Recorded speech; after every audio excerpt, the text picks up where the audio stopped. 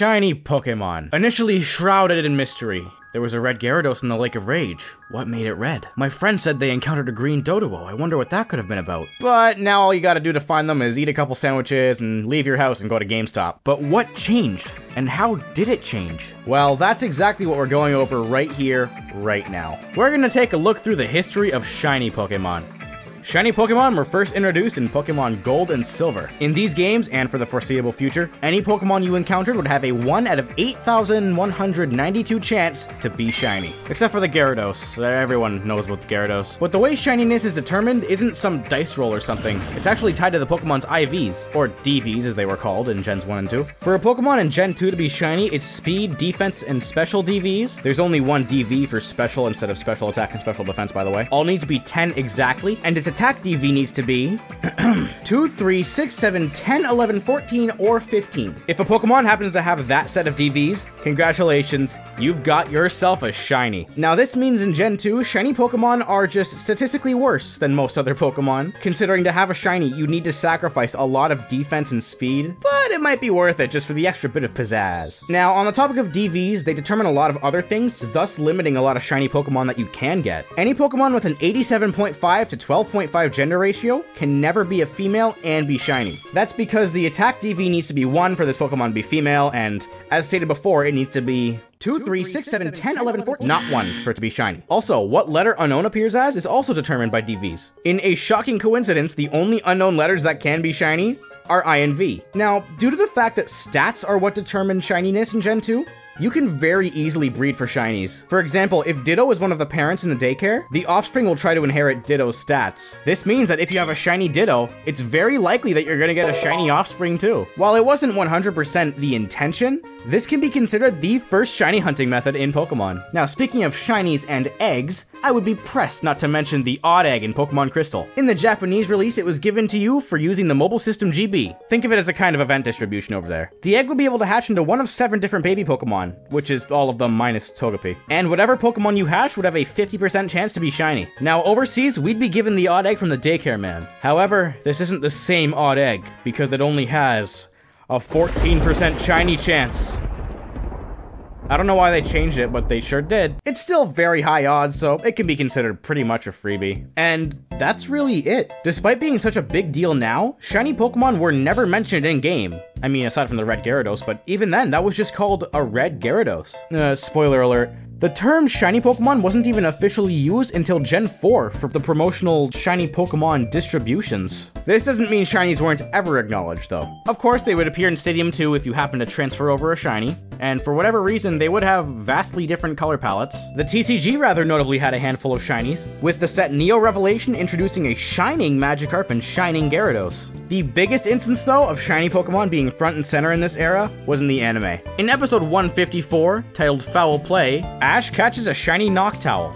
Its shiny color, though, isn't really acknowledged too much. Sure, people point out that it's a different color, but that's about it. I mean, at least the Japanese title puts its shininess front and center, but still, it's all foul like birds! I get the title now. Also, I didn't know where else to mention this, but considering you can play Gold and Silver on the Game Boy, you can just miss shinies on account of you can't see them. That's kinda neat. Gen 3 brought a lot to the Pokemon series.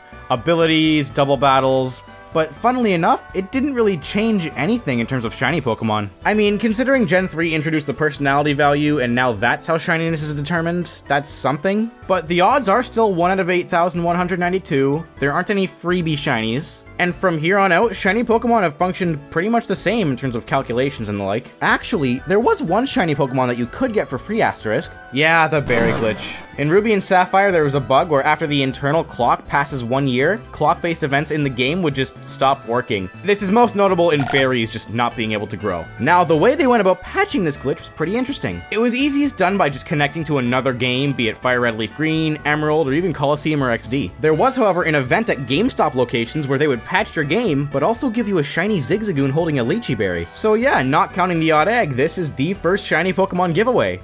We're going to be seeing a lot more of these in the future. Another thing that should be mentioned is a bunch of trainers in the Trainer Tower in Fire Red Leaf Green are forced to have shinies on their teams. Yep, there's a guaranteed Meowth, Espeon, and Seaking that you can see, but not have. However, there are trainers in the Battle Frontier that can just randomly have shinies. Yeah, that's your shiny RNG wasted on some other guy. In terms of shiny Pokemon and spin-offs, it's pretty much the same as it was in Gen 2. You could transfer shinies or even find them in Colosseum or XD. Now, Pokemon Ranger is a pretty interesting case. Every Pokemon in the game has a shiny palette, but it's never used because you can't find shinies. Oh, actually, no. Charmeleon and Wobbuffet don't have palettes. Oh, well, that explains everything. And in the EX Team Rocket Returns expansion for the TCG, you could get a shiny Trico or Torchic marked with a gold star. There's also a Mudkip gold star, but it's just not shiny. I don't know if that was a mistake or something, but it's here. I think I should also mention the gold star Umbreon and Espeon cards that are worth, like, a mortgage. Gen 4 is when the prominence of shiny Pokemon really started picking up. This generation introduced 2 shiny hunting methods in the Masuda method and the Poke Radar. Now, the Masuda method is a shiny hunting staple, appearing in every game since, except for Legends and Let's Go because they don't have eggs. If you were to breed a Pokemon you caught yourself with another Pokemon that someone else caught in a different language version of the game, your shiny odds will be boosted to 1 out of 1,365 in Gens 4 and 5, and 1 out of 683 from Gen 6 onwards. Tons of shiny Pokemon can only be obtained this way, mainly the starters. Now, the Poke Radar is a far more limited method, and it's a bit more complicated, but it's still a pretty neat little method that was brought back in Gen 6 as well. Pretty much, if you were to encounter the same Pokemon again and again, you would get a higher and higher chance to find shinies. Now, that is a gross oversimplification. There are tons of minor details that you have to get right in order for it to work. Like how many steps away the encounter is, make sure to have a rappel on, what time of day it is, if you ate breakfast this morning, you gotta put in your credit card information somewhere. Gen 4 also had quite a few shiny giveaways. There's the Pikachu-colored Pichu, which was just a shiny Pichu. I don't know why they had to name it that. If you were to bring this specific shiny Pichu to Elex Forest in Heartgold and Soulsilver, you would get a spiky-eared Pichu. And a fun little tidbit is that this spiky-eared Pichu was originally going to be a white Pichu. Whether or not that counts as a shiny, you tell me. The legendary beasts were all giving out a shiny as well to promote the Zoroark movie. Oh, and I should probably mention the Red Gyarados is back in the Johto remakes. Yay! Now, one of the biggest blunders to come out of Gen 4 was the Cute Charm glitch. If a Pokemon with the Cute Charm ability is in the first slot of your party, the game will try to force encounters with a Pokemon of the opposite gender. Now, in Gen 4, the way it does that is by modifying the personality value. Long story short, if your trainer ID, your secret ID, which is a trainer ID that you can't see, and the Pokemon's ID line up correctly, you can have as high as a 21% chance to encounter a shiny. This does require a lot of trial and error to get the right trainer IDs, but once you do get them, you're gonna get shinies upon shinies upon shinies. Gen 4 had a lot of spin-off titles, and luckily, shiny Pokemon do appear in a handful of them. In Pokemon Rumble, any Pokemon you encounter has a chance to be shiny, and they will always be recruited, so don't worry about losing them. You could find shiny Pokemon in the WiiWare exclusive Pokemon Mystery Dungeon games. A little side tangent here, but these games have really good titles. Pokemon Mystery Dungeon, go for it! Light Adventure Squad! Like, come on. You gotta love it. But anyway, the shiny Pokemon in this game actually had a benefit over standard Pokemon. Their belly stat, which in Mystery Dungeon is hunger, was twice the amount of a normal Pokemon, which is pretty cool if you're doing a long dungeon run. The big one here is Pokemon Battle Revolution. Sure, you can get shinies by just transferring them in from your DS games, right? Well, what if I told you there were shiny people in this game? The Colosseum leaders each dress like a different Pokemon, and you get their outfits for defeating them. But these outfits can be shiny. It was debated for a long time whether or not these were actually obtainable. Nobody had ever come out and said that they had one, even though they appeared in tons of guidebooks. However, not long ago, the Chad known as Professor Tops did a hunt for the Groudon costume. Around 8,000 resets later, he found it. This was the first definitive proof that these costumes did exist. In order to get even one chance to get these costumes, you have to play all the way through the tournament in order to fight the leader. That's about 15 minutes per reset. And considering it's likely normal shiny odds, which for this time, mind you, were 1 out of 8,192, this is certainly a time sink of a hunt. Now, one of the most iconic shiny hunts in Gen 4 is also one of the most painful. Debatably even more painful than the hunt for shiny costumes. This is the Pokemon Ranger Manaphy. Now, I know I already mentioned Pokemon Ranger, but I'm talking about it again because you can only get the Manaphy in the Gen 4 games, even though it's a Gen 3 spin-off. So there you go, twice the Pokemon Ranger. After beating the game, there's a mission that allows you to transfer a Manaphy egg to any one of your Gen 4 games. Now, this Manaphy egg is very limited, as in, you can only get one per cartridge. Even if you reset your game, that's not enough. If you want another Manaphy egg, you're going to have to buy another game. There is, however, a workaround, but it's very time consuming. The Pokemon that hatch from eggs that you get from events have different attributes depending on who hatches them. And this means one person can hatch an egg and it can be shiny, while another person can hatch that same egg and it won't be. So what you have to do is play through the beginning of the game until you can get to a Pokemart and get the gift egg. And then some convoluted nonsense happens. You have to save the game by going into the Union Room, and you like trade the egg between games while resetting in order to reset your trainer ID, so you might get an ID that matches up with the Manaphy, so that's what gives you the shiny. All that for this?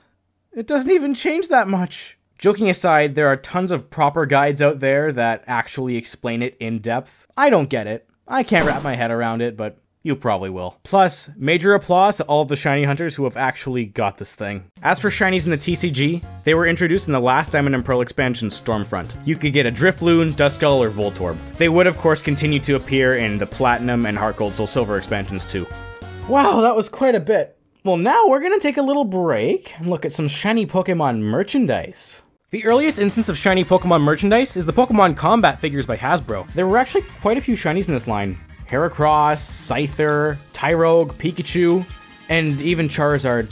I really can't escape this guy. There's a line of figures by Bandai called Pokemon Kids, and it's still going today, but in the past it used to feature a bunch of shiny Pokemon too. The Pokemon Rumble Youth figures in 2013 had a shiny Pikachu, Eevee, and Genesect as part of their lineup, and that's really it. There have been a couple one-off releases of plushes, like this shiny Zorua for the Pokemon Hisui and Snow series, or this shiny Mega Gengar plush, but the rest has really just been bonuses with TCG boxes, and the occasional deck sleeve or binder. Even the Funko Pops that are known for easy variants don't have any shiny forms, and the fantastic Kotobukiya Pokemon figures, they don't have any shinies in them either. You know what? Hey, Pokemon Company, I'm talking to you. You know for a fact that if you released a line of shiny Pokemon merchandise, you would print money. And I know you like money. Please, I would do anything to get some shiny Sitting Cuties Pokemon. Anyway, back to talking about different colored versions of fictional animals. Wait, actually, there's a little something between the realm of video game and collectible that I think is pretty important to mention. In 2007, the arcade game Pokémon Batrio released, only in Japan, and in Taiwan 3 years later. What makes this game so special is these things. These are pucks, and these are also the Pokemon that you battle with. You arrange these pucks down on a field in order to determine what your Pokemon are lined up like in the game. You can even move the pucks in real time to collect berries that appear in the field. Anyway, the important thing for now is that you can get shiny Pokemon, with the shiny pucks to boot, with this red Gyarados one being awarded as a prize for people who performed well enough in Pokemon Batrio tournament events. While Pokemon Batrio ended up getting discontinued, there were actually 3 similar games from the same company that had physical elements, so we're just gonna run through those real quick. Pokemon Shredder was far more similar to traditional Pokemon battles, but with arcadey elements like roulettes thrown in, and it used these square pieces as your Pokemon. And yeah, there were shiny ones. I do want to bring attention to this blue shiny Gengar one though. That's kind of neat. You could even encounter shiny Pokemon while battling. Pokemon Ga-Ole was another arcadey iteration of Pokemon battles, and it used these discs with shiny varieties. Yes, they're called discs. I don't know why they're like square. With shiny encounters too. The most recent iteration of this formula is Pokemon Mesostar. Once again, an arcadey take on Pokemon battles. They use these tags, and this time around, the only shiny one is Celebi. But hey, this game is still receiving updates, so I would be surprised if they didn't have any more shinies on the way. Plus, they're definitely gonna make another iteration of this somewhere down the line. Now we can go back to the video games. Gen 5 saw the introduction of the best and worst thing to happen to shiny hunters. Starting out with the good, Black and White 2 introduced the shiny charm. By talking to Professor Juniper after catching every Pokemon, minus mythicals, you aren't just given some crappy little diploma. You're given the shiny charm. In Black and White 2, this ups your shiny chance to 1 out of 2,731. This also stacks with other shiny hunting methods, which doesn't mean that much in Gen 5, considering the only shiny hunting method there is the Masuda method. There are, however, people who do shiny hunt in the Gen 5 games. This is by using the Dark Grass to encounter 2 Pokemon at a time. This effectively doubles your odds, and it's pretty similar to what you could do in Gen 4 when fighting with a partner. Now, onto the bad. Black and White introduced the shiny lock. The bane of shiny hunters everywhere. What this means is that certain Pokemon just can't be shiny. And this is a problem that's persisted all the way up till Scarlet and Violet. Luckily in Black and White, this only affected 3 Pokemon, Victini, Zekrom, and Reshiram. Zekrom and Reshiram are very important to the story, so that could kind of make sense. But Victini was an event Pokemon with no ties to the story. They just decided to shiny lock it anyway though. But how would you go about getting the shiny legendaries that aren't locked? Well, it's about time I talked about soft resetting.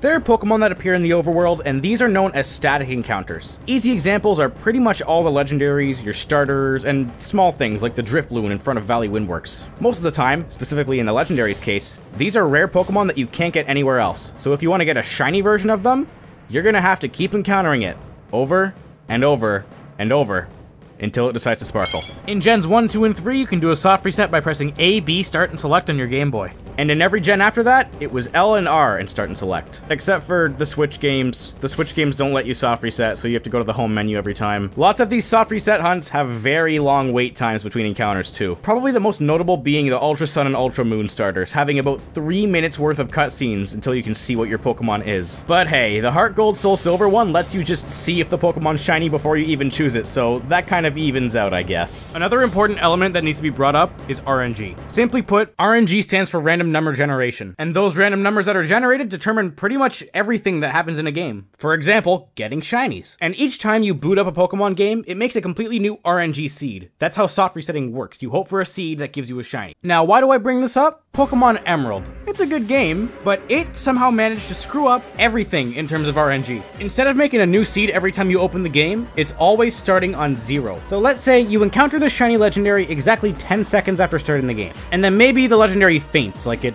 self-destructs or something, somehow. If you restart the game and encounter the same Pokemon at the same time you did before, it's gonna be shiny again. Now, as alluded to earlier, shiny Pokemon are dependent on your trainer ID and your secret ID. So if you're really unlucky, you might just have a trainer ID or secret ID that just doesn't give shiny frames. If you're late in the game soft resetting for a legendary, you're gonna have to try out every possible second unless you want to start the game over. But what if you're early in the game? When soft resetting for shiny starters in Emerald, most people will end up making tons and tons of new save files just to get different IDs, hoping to get them to line up to get shinies. Funny thing is, a lot of this really doesn't matter because people don't hunt in Emerald that much because of the broken RNG. And mind you, this is the 5th Generation 3 game. They got it right 4 times before. I don't know how they messed it up this time. Whatever.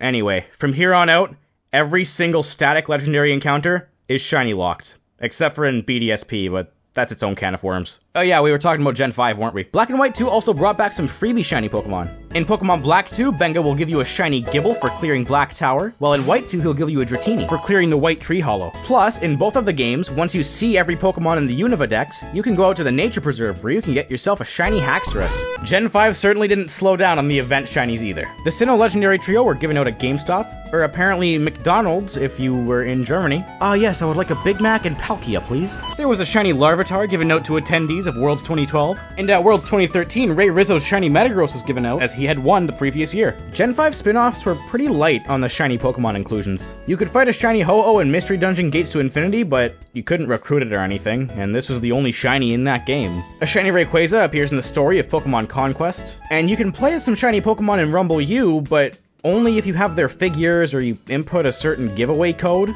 They're not integrated into the game.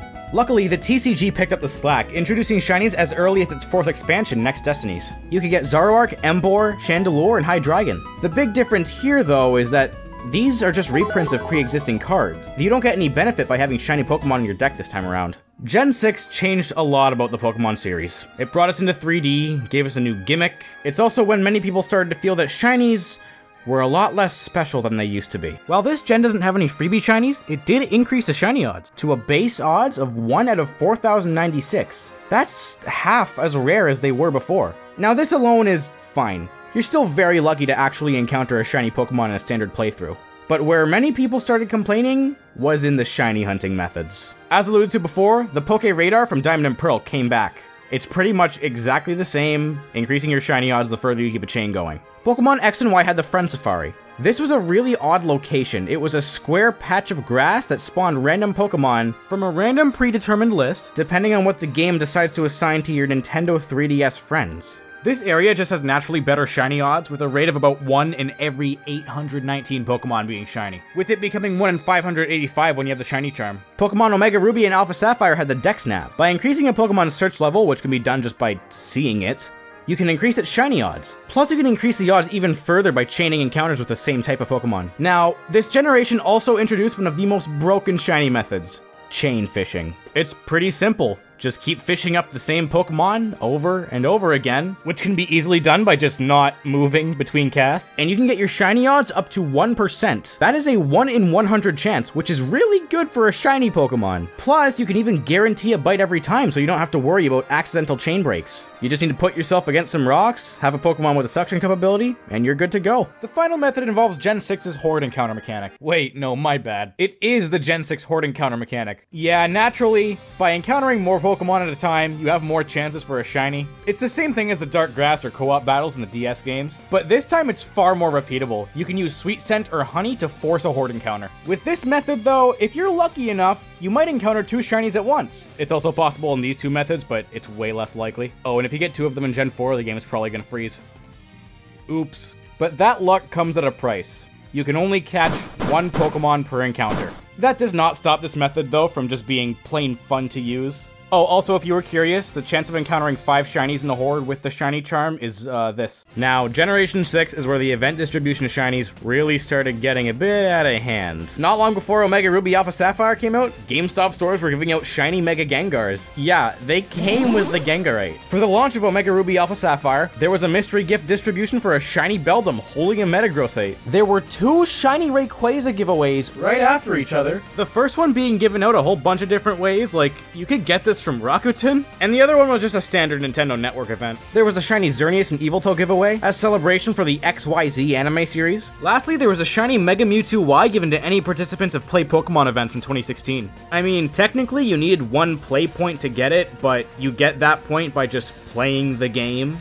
Pokemon spin-offs around this time were kind of few and far between, but when they did come out, yeah, there were certainly shinies in them. Pokemon Shuffle has shiny variants of some Pokemon, but they play differently, so if you can really count this as a real shiny, yeah, it's up to you. Pokemon Go got shiny Pokemon a little bit after its release, but the way shiny Pokemon work in Go is a whole other can of worms. They release shiny Pokemon individually. Like, for example, you could get shiny Pikachu for a time, but not shiny Rattata. Also, the shiny rate is very different depending on when you play the game and what Pokemon you're encountering. Notably, on community days, shiny Pokemon are about a 1 in 50 chance, so it's not uncommon to get maybe 20 of them if you're playing the game actively. The X and Y TCG had quite a few shiny Pokemon of its own, the majority of them being promo cards. And then there were some in Ancient Origins and Breakpoint, I guess. In the Steam Siege expansion though, shiny Pokemon had a pretty interesting quirk. They were, to my knowledge, the only Pokemon cards to be dual typed. Hi, it's Newsteevie. I forgot Delta Species existed. Oops. And the way the cards themselves look are kind of cool with the 2 separate colors on them. Now on to Gen 7. Sun and Moon didn't really change much about shiny Pokemon. It introduced some new methods, but overall it's pretty similar to what it was like in X and Y. The most prominent method is SOS hunting. In Sun and Moon, certain Pokemon can call for help during a battle, and if you just keep knocking out their help, they'll keep summoning more help. The more times they summon help, the higher your shiny odds can go, up to around 1 in 300. In the Ultra games, this is pretty much the same, but you do have to use an Adrenaline Orb to get the Pokemon to call for help more than once. Also, in the base Sun and Moon, if your chain went over 255, it would reset back to standard odds. Oops. With SOS hunting, though, you can get some really rare, really unique Pokemon, like a Salamence that's level 10. Eat your heart out, Lance. Ultra Sun and Ultra Moon introduced the Ultra Warp Ride minigame. In this minigame, you can encounter rare Pokemon that you couldn't find in the Alola region, or even legendaries. And I guess these freaks, too. The thing is, by lasting a long time and not getting sucked into a wormhole until you've traveled far enough, you can get your shiny odds up to 1 in 3. This is the highest shiny odds have ever been. I mean, discounting the odd egg from Japanese Crystal, but shh. Unfortunately, the legendaries you can find won't have boosted odds, so you're gonna need to suffer through soft resetting to get those. And even though the selection of shiny Pokemon is kind of limited, there are some pretty good options here. You can get Altaria, you can get Magcargo, and about 18 more. Exactly 18 more. Now that's not all for Gen 7, because Pokemon Let's Go Pikachu and Eevee exist. These games are notable because you can see shiny Pokemon in the overworld. By creating a catch combo by catching the same Pokemon over and over again, the next Pokemon that spawns will have higher shiny odds. Even better than that, you can throw on a lure to double your odds at any time. It never hurts to have one of these. Seeing a shiny pop into existence in this game is pretty thrilling. It's a really unique hunt. Now, in terms of gift Pokemon, only one of them was just given out plainly, and that was a shiny Tapu Koko. All the others are code-based from retailers. There was a Magikarp to celebrate the Lunar New Year. The funny thing about this one is that it's level 19 and it comes holding a rare candy. There was a shiny Silvally giveaway. The best part of this one is that it was holding a gold bottle cap. Screw the Pokemon, I need those IVs! There was also the first instance of shiny Zygarde being available. There was a shiny Poipole released to celebrate the Dragon Majesty TCG expansion, a shiny Mimikyu and all of the Guardian deities for participating in certain online competitions, and lastly, a shiny Solgaleo or Lunala depending on your version. These ones were distributed in a really weird way, which we will get to, but boy, that was a lot more than Gen 6 had, and that's not even all. Surprisingly, Let's Go had some event distributions too. Quite a lot more than I expected. The thing is though, they used the Pokemon Pass app. This was a really weird experiment, a misguided attempt to try to streamline the event Pokemon process. You had to like scan QR codes with the Pokemon Trainer Club account. Obviously, it didn't catch on, considering they don't use it anymore. It was, however, used to give out a shiny Pikachu and an Eevee. And there was also a shiny Krabby you could get by pre-ordering Pokemon Sword and Shield. It was around this time when Pokemon spin-offs really started to take a backseat. The four we're talking about now are all mobile games. Magikarp Jump has a wide variety of Magikarp patterns you can get, and one of them just so happens to be a shiny one. Also, shiny Luvdisc can appear sometimes in the Lost Luvdisc event, and it can appear alongside a shiny Corsola in the Food Fever event. Pokemon Quest sure is a video game. It does have shinies. Pokemon Duel is a pretty forgotten mobile game where you would collect and battle Pokemon figures.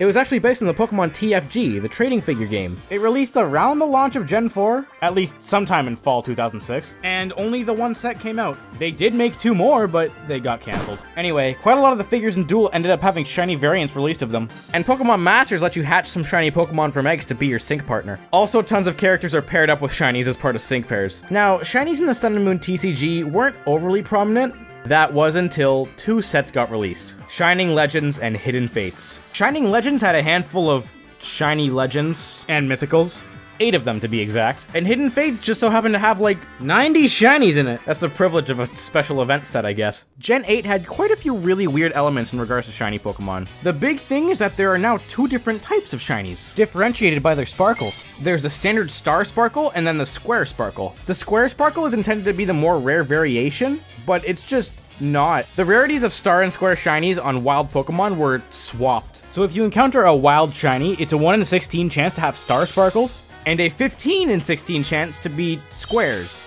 This works different though for hatched shinies and shinies from raids. Hatched Pokemon and the shinies you have in raids have the intended 1 in 16 chance to have squares. But Sword and Shield hosted a lot of raid events where shiny Pokemon would be more common. Specifically, these raid Pokemon would always have the star shinies. And also the shinies from Dynamax Adventures are always stars. Before we move too far away from raids, I do want to mention the shiny Zeraora event. You could battle shiny Zeraora, but you weren't allowed to catch it. When the event ended though, it was given out through Pokemon Home of all things to everyone who participated in the event. The best part is, even through all the complexity and confusion that came from the new shiny Sparkles, they were just removed in the next games, BSP.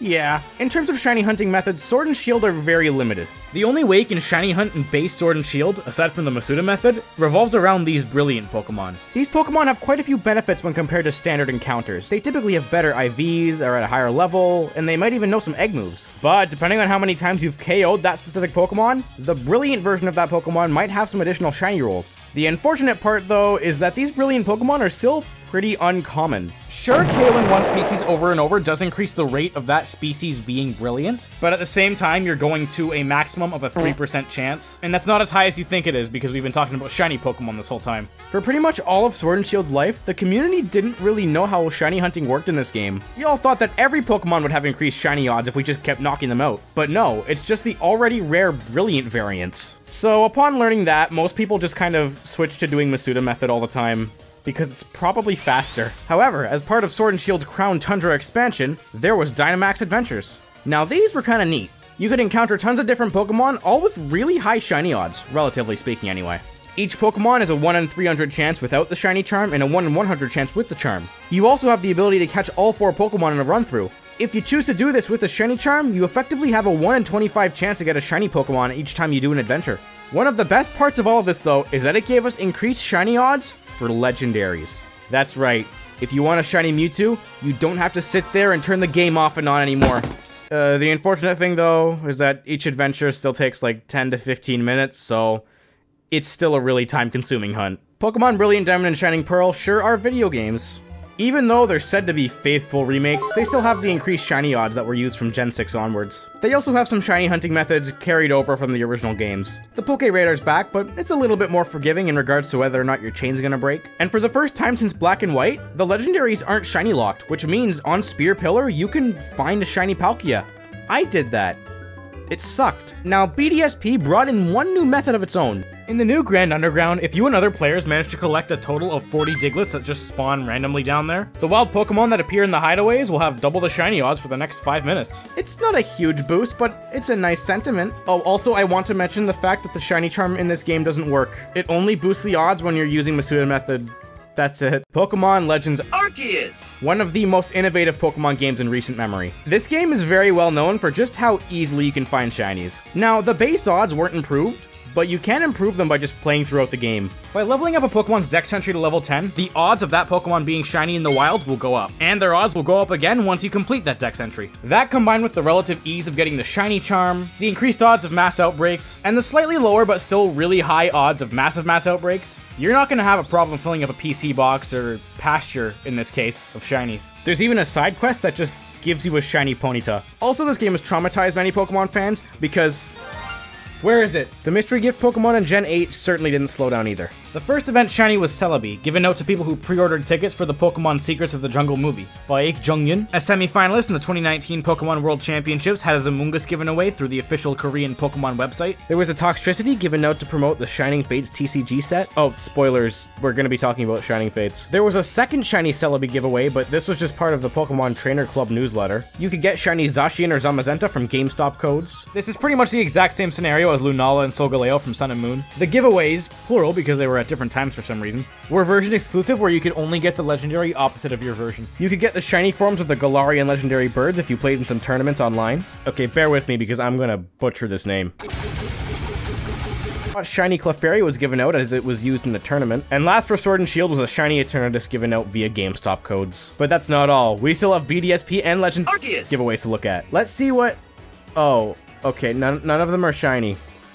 That makes my job easier. In terms of spin-offs, Gen 8 has 2. Pokemon Mystery Dungeon Rescue Team DX allows for certain boss Pokemon to be shiny. They do, however, have one extra piece of criteria to recruit them over normal Pokemon. You have to be wearing the friend bow. I guess shiny Pokemon prefer to stick with fashionable folks. And in Pokemon Cafe Remix, some customers can be shiny. Simple as that. In the TCG world, Sword and Shield hopped on shinies way quicker than any other set before it, with Frostmoth and Berserker showing up in the second set, Rebel Clash. But the special set Shining Fates is when it gets real. There are 120 shiny Pokemon in this set. They're all featured in a subset in here, called the Shiny Vault. There are one-off Pokemon, full shiny evolution lines. This is either a collector's dream or worst nightmare. And the best or worst part is, this is the exact same thing as Hidden Fates. This is essentially Hidden Fates 2. I chose to save the details till now for the sake of impact, but now I'm just mad. What do you mean I'm supposed to collect like 200 shiny Pokemon cards? This isn't it for the Sword and Shield era though. In the Astral Radiance expansion, they introduced the idea of Radiant Pokemon. That sounds pretty cool, right? Well, they're pretty much just shinies that you're limited with.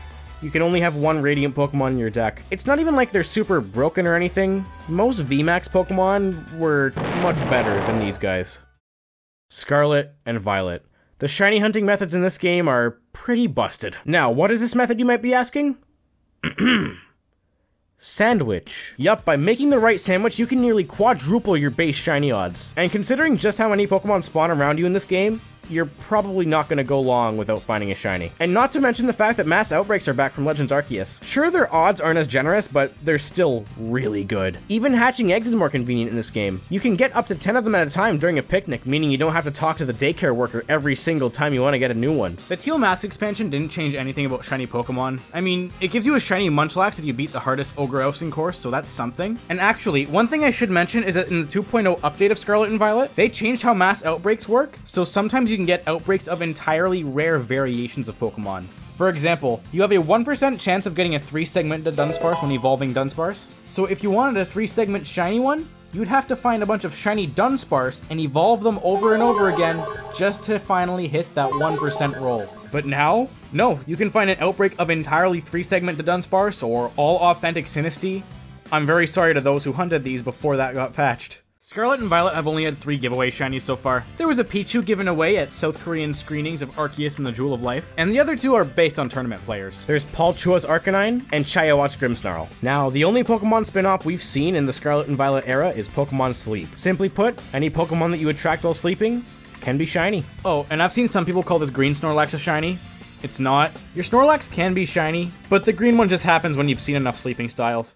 Now, that's pretty much it, but I would like to go over a couple odds and ends. All of the event Pokemon I mentioned are available in English copies of the game. For example, the Korean Pichu that I mentioned like a minute ago can be obtained in the English games, but you could only get it in Korea. In the DS and 3DS eras though, there were some shinies that were 100% exclusive by region. For example, there was a shiny Milotic given out only in Korea for Pokemon Summer Festival 2010. In Poke Park, the Japanese Pokemon theme park, there was a shiny Spinda hidden amongst the normal ones. This park has long since shut down, which means that there is a real shiny Pokemon somewhere in the world, and no one knows where it is. I want to see that shiny hunt. Shiny Pokemon have appeared pretty consistently in the anime, especially lately. Even the short series Hisui and Snow features a shiny Zorua. Shinies have appeared in the various Pokemon manga, but you can't really tell. For example, one of these is a shiny Gyarados. It's also kind of funny how they still call it the red Gyarados. It's like that one Scott Pilgrim joke. Of course, there are plenty more shinies in the TCG than the ones I mentioned. I only mentioned the first shiny Pokemon in a given generation, plus notable exceptions. Shiny Pokemon did appear in the 1997 Pokemon Gold Space World demo, but they were very rudimentary with only 10 different palettes, all determined by their base colors. And they were far more common, with about a 1% encounter rate. Absolutely none of the Pokemon in Smash Bros. Have shinies as their alts. Pokken Tournament has the same issue. If you transfer some Pokemon with certain stats from Gen 1 to 2, they will become shiny in the Gen 2 games. Shiny Pokemon colors were rumored to be randomly generated in the early games, but there's no actual evidence of this. Some things point to it being partially true, but certainly not 100%. Shiny Celebi is a reoccurring character in the Mystery Dungeon series.